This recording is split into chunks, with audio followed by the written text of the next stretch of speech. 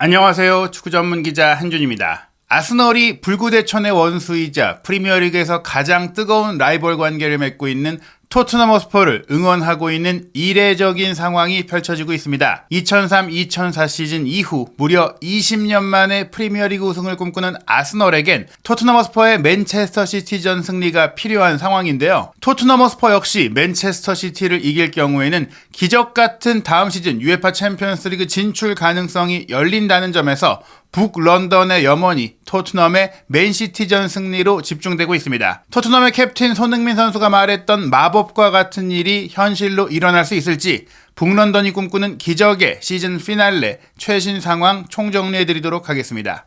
2023-2024 시즌 프리미어리그 37라운드 일정이 맨체스터 유나이티드와 아스널의 경기로 인해 마무리되어 가고 있습니다. 아스널이 쉽지 않았던 올드 트라포드 원정, 맨유와의 원정 경기에서 1대0 승리를 거두며 37라운드까지 승점 86점을 기록하며 같은 라운드 풀럼의 4대0 대승을 거둔 맨체스터 시티를 제치고 다시 선두 자리로 올라섰는데요. 다만 맨체스터 시티는 37라운드 일정까지 치렀지만 토트넘과의 경기가 연기된 상황이기 때문에 5월 15일 수요일 새벽 이 토트넘과의 경기에 승리한다면 다시 승점 88점이 되면서 아스널을 제치고 유리한 상황으로 최종 라운드를 맞이하게 됩니다. 한편 토트넘은 현재 승점 63점, 에스턴 빌라와 같은 경기를 치른 가운데 두 경기씩을 남겨놓고 승점 4점 차 뒤져 있는데요. 바로 에스턴 빌라가 5월 14일 화요일 새벽 4시에 리버풀과의 경기에서 패배할 경우에는 토트넘이 맨시티를 이기면 승점 66점이 되고 승점 1점 차로 간격을 좁힌 채 최종 라운드를 맞이하게 됩니다. 즉 최종 라운드 결과에 따라서 토트넘이 에스턴 빌라를 제치고 4위로 올라갈 수 있는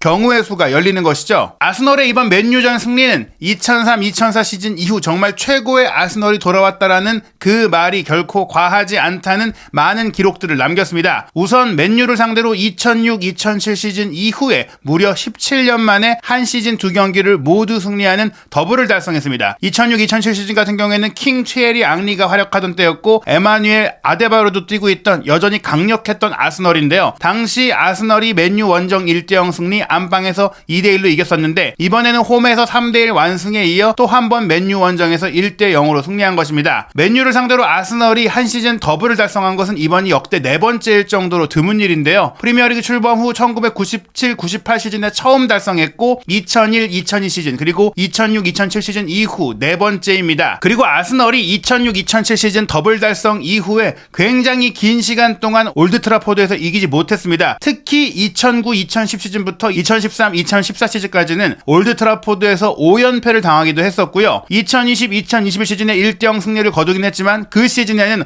홈에서 맨유를 이기지 못했고 그리고 최근 두 시즌 연속으로 3골을 내주면서 패배하다가 이번 경기 정말 오랜만에 올드 트라포드 원정에서 클린시트까지 기록하면서 승리한 것입니다. 또한 올 시즌 아스널이 우승을 꿈꾸는 또 하나의 이유가 있는데요. 바로 올 시즌 맨유전 승리를 통해서 단일 시즌에 프리미어리그 27승을 기록한 프리미어리그 한 시즌 구단 최다 승리를 달성한 것입니다. 이 기록은 2003-2004 시즌 인빈시블 무적함대로 불렸던 아스널의 마지막 우승팀보다도 더 많은 승리를 한 시즌에 기록한 것이고요. 아스널의 클럽 역사를 살펴보더라도 1970-1971 시즌 프리미어리그 출범 이전 시즌에 기록했던 한 시즌 29승 이후 가장 많은 리그 승리를 한 시즌에 달성한 정말 프리미어리그 출범 후에는 최고 전력을 구가하고 있는 팀이라고 볼 수 있겠죠. 이 과정에는 역시 단단한 수비가 있습니다. 아스널이 맨유 원정 1대0 승리, 클린시트 승리를 기록하면서 37라운드까지 벌써 18번째 무실점 경기를 기록한 것인데요. 이를 통해서 프랑스 수비수 윌리엄 살리바, 브라질 수비수 가브리엘 마갈량이스가 아스널의 프리미어리그 역사상 최고의 센터백 조합 중 하나로까지 평가될 수 있을 정도로 호평을 받고 있습니다. 또한 아스널이 올 시즌 원정 경기에서만 11번째 클린시트를 기록했는데 이 기록은 2008-2009 시즌 첼시가 기록했던 원정 경기 12차례 무실점 경기 이후 두 번째로 뛰어난 기록일 정도로 올 시즌의 아스널은 홈과 원정을 가리지 않고 강한 면모를 보이고 있다고 할 수 있습니다. 반면에 맨체스터 유나이티드는 그야말로 최악의 시즌을 보내고 있는데요. 아스널전 패배로 인해 우선 5위 토트넘을 추월할 수 없는 상황이 됐습니다. 맨유 역시 두 경기를 남겨놓고는 있지만 남은 두 경기를 모두 이긴다고 하더라도 승점이 60점밖에 되지 않기 때문에 이미 63점을 얻은 토트넘을 제칠 수가 없는 상황이고요. 6위 뉴캐슬과 7위 첼시가 승점 57점씩을 기록하고 있는데 뉴캐슬과 첼시 역시 2경기씩을 남겨놓고 있어요. 무엇보다 이 뉴캐슬은 5월 16일에 맨유가 직접 맞상대하는 팀이거든요. 이 경기를 맨유가 패배할 경우에는 뉴캐슬은 5위까지 노릴 수 있는 희망을 이어갈 수 있지만 맨유는 실질적으로 7위 안에 들지 못해서 리그 순위로는 유럽 대항전에 나갈 수 없는 상황이 됩니다. 게다가 말씀드린 대로 뉴캐슬 역시 최근 만만치 않은 전력을 갖고 있는 팀인데다가 5월 20일 월요일 0시에 브라이튼과의 원정 경기 역시 맨유가 승리를 장담할 수가 없기 때문에 결국 맨유가 다음 시즌에 유럽 대항전에 나가기 위해선 5월 25일 토요일 밤 11시로 예정된 맨체스터 시티와의 FA컵 결승전에서 승리해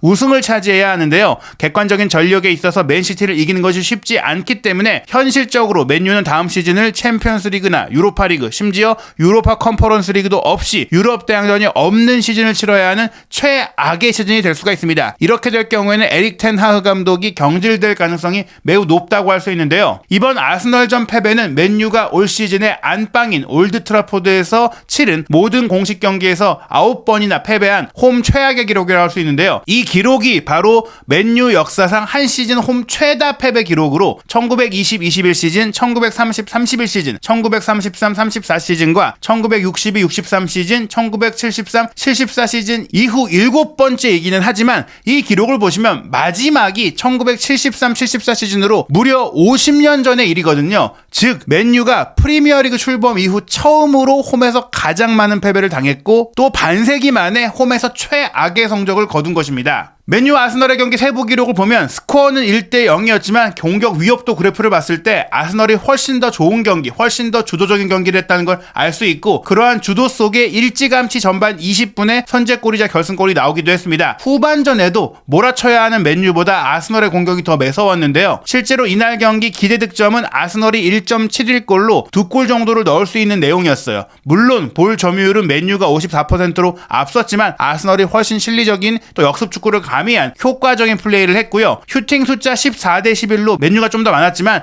슈팅 분포를 보시면 슈팅 맵을 보시면 대부분이 페널티 에리어 바깥에서 때렸던 중거리 슈팅이었기 때문에 정확성이 낮았습니다. 그러다 보니까 아스널의 슈팅이 11개였지만 유효 슈팅 비율은 아스널이 5개, 맨유가 2개로 맨유는 실질적으로 거의 위협적인 슈팅을 때리지 못했다고 볼 수 있죠. 결승골 득점 과정은 아스널의 장점을 그대로 보여줍니다. 하베르츠 선수가 강한 전방 압박으로 맨유의 후방 빌드업을 괴롭혔고 오나나 골키퍼가 결국에는 무리한 롱패스를 벌릴 수밖에 없었는데요. 이 롱패스를 아스널 센터백인 살리바가 하프라인을 넘어와서 상대 진영에서 차단했고 그냥 차단해서 쭉 길게 볼을 보낸 게 아니라 오른쪽 풀백인 벤 화이트에게 떨궈줬어요. 그리고 벤 화이트는 침착하게 이 공을 받자마자 전방 압박을 하다가 다시 오프사이드 트랩에 걸리지 않게 뒤쪽으로 나와 움직인 하베르츠를 보고 로빙 스루 패스를 보냈고요. 이 로빙 패스를 받은 하베르츠가 문전 우측을 파고들면서 가짜 9번으로 뛰면서도 측면으로 커트아웃하면서 만들어낸 공간을 왼쪽 측면 공격수인 트로사르가 순간적으로 중앙 전방으로 이동하는 스위칭 플레이를 통해서 맨유 수비수의 시선 뒤에서 등장했기 때문에 막을 수가 없었고 하베르츠의 컷백을 한번 툭 밀어 넣으면서 골키퍼와 센터백 사이를 절묘하게 파고들어서 원터치로 마무리하면서 결승골을 뽑아낸 것입니다. 이 득점 패턴 자체가 아스널이 전술적으로 얼마나 규율이 뛰어나고 선수들의 시야와 개인적인 능력과 기술이 뛰어난지를 보여준 장면인데요. 특히 첼시에서 아스널로 이적한 하베르츠는 마침내 프리미어리그 입성 이후 최고의 시즌을 보내고 있습니다. 하베르츠가 이날 경기 어시스트로 2024년 들어서만 프리미어리그 경기에서 14개의 공격 포인트, 8득점 6도움을 기록했고요. 이 기록은 오직 첼시의 콜 파머의 19개 공격 포인트만이 더 많을 정도로 올해 하베르츠는 완전히 물이 오른 모습이고 하베르츠는 개인적으로 이제 시즌 기준이 아닌 한 해 기준으로 2022년에 1년 내내 13개의 공격 포인트를 올렸던 바가 있는데 올해는 절반도 지나지 않았는데 이미 14개의 공격 포인트를 기록하며 역대 최고의 해를 보내고 있다고 볼 수 있습니다. 더불어 어떻게 보면 전천후 로테이션 자원으로 가세한 트로사르는 후반기 들어서 특히 아스널이 프리미어리그 우승 경쟁을 하는 과정에서는 선발 자원으로 맹활약을 하면서 올 시즌 개인 커리어 한 시즌 리그 기준 최다골을 세웠어요. 이는 벨기에 리그 시절을 포함했을 때도 최고 기록인데요. 올 시즌 33차례 프리미어리그 경기에 출전해서 12득점 1도움을 기록하고 있습니다. 이러한 아스널의 우승 확률은 점차 높아지고 있는데요. 37라운드를 마친 시점에서 맨체스터 시티의 우승 확률 확률은 65.9%로 높았지만 아스널이 맨유 원정에서 승리를 하면서 58.7%로 7.2%가 하락했고 아스널은 34.1%의 확률이 41.3%까지 올라갔습니다. 즉 6대4 정도로 팽팽한 이제 접전이 벌어지고 있다고 볼 수 있는 것이죠. 또한 이 주중에 열릴 토트넘과 맨시티의 경기는 맨시티가 그래도 역대 토트넘 원정, 특히 토트넘 호스퍼 스타디움으로 새로 이전한 이후의 원정 경기에서는 꽤나 고전해왔다는 점에 있어서 이 경기를 토트넘이 이기거나 최소한 비겨주기만 하더라도 아스널 입장에서는 충분히 프리미어리그 우승을 꿈꿀 수 있는 상황이 됩니다. 바로 5월 15일 새벽 4시에 킥오프하는 경기인데요. 그렇기 때문에 이제 아스널 선수단에서도 토트넘의 승리를 기대하고 또 토트넘과 맨시티의 경기를 지켜보겠다고 이야기를 했어요. 미켈 아르테타 감독도 이 경기를 마치고 나서 오랜만에 웃으면서 여유있게 농담도 하면서 이 경기에 대해 이야기를 했는데요. 개인적으로 프리미어리그를 선수로나 감독으로 또 코치로도 20년 동안 경험을 했는데 어떤 팀이든 어떤 팀을 이길 수가 있다. 즉 토트넘이 충분히 맨시티를 이길 수 있다라고 했어요. 물론 우리에게 결과가 필요했는데 아직 문이 다 열린 것은 아니지만 마지막 날 프리미어리그 최종전에 우승할 수 있다는 꿈을 꿀 수 있게 됐다라면서 맨유 원정 승리의 의미를 얘기했고요. 그 다음에 토트넘이 할 수 있다라고 얘기했어요. 우리를 상대로도 토트넘이 좋은 경기를 했고 또 몇 년 전에도 맨시티를 상대로 좋은 결과를 얻은 적, 맨시티를 이긴 적이 있는 걸 나도 알기 때문에 토트넘이 이번 맨시티전도 해내기를 희망한다라고 이야기했습니다. 그리고 아스널의 핵심 선수인 하베르츠 역시 토트넘을 응원하겠다. 오는 화요일, 영국 시간으로 화요일 밤, 한국 시간으로 수요일 새벽이죠. 이날에는 내가 최고의 토트넘의 팬이 될 것이다. 비기스트 토트넘 팬이 될 것이다 라고 이야기를 하면서 토트넘과 맨시티의 경기를 볼 것이다 라고 이야기했습니다. 사실 하베르츠는 손흥민 선수의 레버쿠젠 후배이기도 해서요. 첼시로 이적해서 프리미어리그에 왔을 때라든지 또 아스널로 이적해서 맞대결을 펼쳤던 올 시즌도 서로 포옹하고 이야기 나누고 굉장히 친밀하게 지내는 관계로 알려져 있는데 이번 경기는 정말 그 어느 때보다 하베르츠도 손흥민 선수의 득점을 응원하면서 지켜볼 것이고 손흥민 선수의 득점, 토트넘의 승리가 이어진다면 엄청난 환호성이 아스널 선수단에서도 나올 수 있는 상황이 될 것 같습니다. 그리고 이런 상황, 토트넘이 아스널을 원수로 생각하지만 아스널의 우승을 막고자 맨시티전을 일부러 지는 그런 상황은 상상할 수가 없습니다. 토트넘 역시 이 맨시티전을 이겨야만 극적인 기적 같은 마법의 챔피언스리그 진출이 가능하기 때문인데요. 현 시점까지 세계 최고의 축구 전문 통계 매체인 옵타에서 운영하고 있는 디 애널리스트가 슈퍼컴퓨터를 통해 분석한 시즌 최종 결과 시뮬레이션을 보면 2위인 맨시티의 우승 확률 58.7% 그리고 2위인 아스널의 우승 확률은 41.3%죠. 즉 여전히 맨시티가 1위, 아스널이 2위로 시즌을 마칠 가능성이 높고 리버풀은 이미 3위가 확정됐습니다. 현재 에스턴 빌라의 4위 챔피언스리그 진출 확률이 무려